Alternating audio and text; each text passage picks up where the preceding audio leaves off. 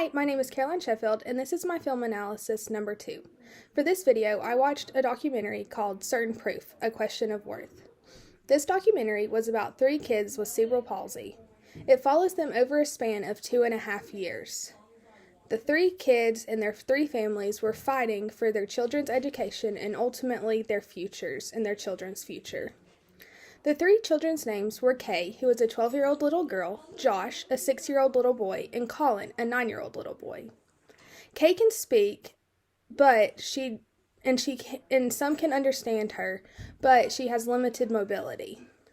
Colin has to use a computer to talk, but not with his hands. He has to use a stick that's taped to his forehead in order to speak and type into his computer. Josh cannot walk or speak, and he can only use nonverbal cues to let people know what he wants. The documentary shows them fighting to prove that they are able to learn and be taught. Colin shines light on the No Child Left Behind Act in that it has many exceptions and does not actually work for all children. Kay combats stereotypes throughout middle school, and Josh doubts that he can ever really learn. They say they are proof that children like them can learn, though not set up with the proper techniques. They show that it's tough to gain access to typical classrooms. The issue that this documentary follows in education, it addresses that those with disabilities in typical classrooms.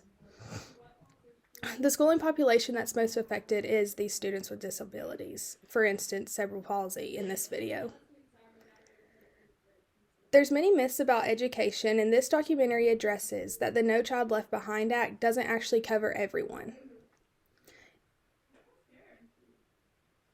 This documentary really taught me that students with disabilities are not as equal as everyone makes them out to be. You think that they have equal opportunities when in reality that's not actually the case.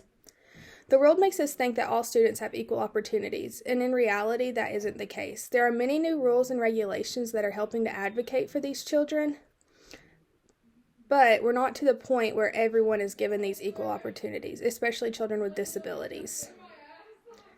No matter what, children with any type of disability, especially these 3 children that the film follows, need to have equal opportunities and be able to be in typical classrooms. Thank you.